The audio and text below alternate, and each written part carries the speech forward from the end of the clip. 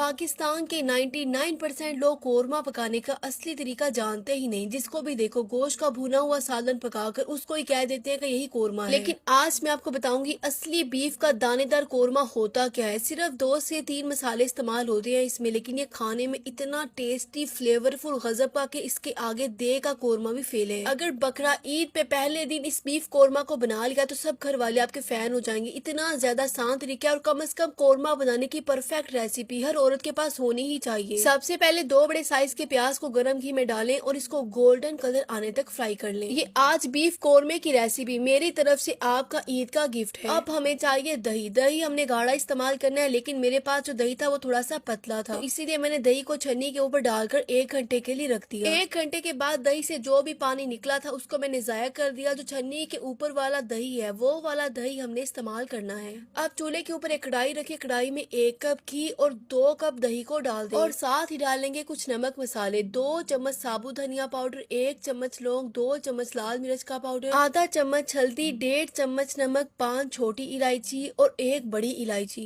अब 2 बड़े चम्मच अदरक लहसुन का पेस्ट डालकर इस मिक्सर को 1 मिनट के लिए पका लें। फिर इसके अंदर 1.5 किलो गोश्त को डाल दें। मैंने ये बीफ यानी कि गाय का गोश्त इस्तेमाल किया है, लेकिन अगर आप चाहें तो सेम रेसिपी मटन के साथ भी बना सकते हैं। गोश्त को मैंने दही वाले मिक्सर में डालकर अच्छे से 5 से 8 मिनट के लिए पका लिया है। अब इसके अंदर 3 कप पानी को डाल दें। पानी डालकर इस कढ़ाई को कवर कर दें और जितना हो सके उतना चूल्हे की आंच को लो करके इसको 1 से 1.5 घंटे के लिए पका लें। मैंने चूल्हे की सबसे लो फ्लेम यानी कि दम वाली आंच पे इस गोश्त को 1.5 घंटे के लिए पकाया है। जब तक गोश्त चूल्हे के ऊपर पक रहा है तब तक हम एक छोटा सा और काम कर लेते हैं। शुरू में हमने जो 2 प्याज फ्राई किए थे वो फ्राई किए हुए प्याज को ग्राइंड कर लें या फिर मेरी तरह कूंडी में डाल के पीस लें। कोरमे की ऑथेंटिक रेसिपी में टमाटर और हरी मिर्चों का इस्तेमाल नहीं होता, लेकिन अगर आप किसी की कोरमे की रेसिपी देखें और वो उसमें टमाटर और हरी मिर्चों का इस्तेमाल करे तो मान लें कि वो रियल कोरमे की रेसिपी नहीं है। अब हम बनाएंगे बीफ कोरमे का एक सीक्रेट मसाला, जिसके लिए 1 चम्मच जावित्री और 1 मैंने जायफल ली है। जब जायफल के खोल को तोड़ेंगे तो अंदर से एक बोल निकलेगी। इस गोल बोल को जावित्री के साथ ग्राइंड करके इसका फाइन सा पाउडर बना लें। ग्राइंड होने के बाद ये जो मसाला मेरे हाथ में है ये 5 किलो कोरमे के हिसाब से मैंने बनाया है, लेकिन अभी मैं 1.5 किलो कोरमा बना रही हूँ तो इसलिए मैं थोड़ा सा मसाला डालूंगी और बाकी का जो बचा हुआ मसाला है उसको मैं रख लूंगी। जब कभी दोबारा मैंने कोरमा बनाया तो उसमें यही मसाला डालूंगी। चूल्हे के ऊपर जो गोश्त को मैंने पकने के लिए रखा था 1.5 घंटे के बाद जब चेक किया तो गोश्त अच्छे से गल गया है। अगर आप ये सोचते हैं कि 3 कप पानी के साथ क्या ये 1.5 किलो गोश्त अच्छे से गल जाएगा, अब आपने मेरी बात पे जरा गौर करना है। मैंने 2 कप दही डाला और 3 कप पानी। दही से भी बहुत सारा पानी निकलता है, उसी के अंदर ये गोश्त अच्छे से पक जाएगा। लेकिन अगर आपको फिर भी कोई डाउट है तो आप 3 की जगह पे 5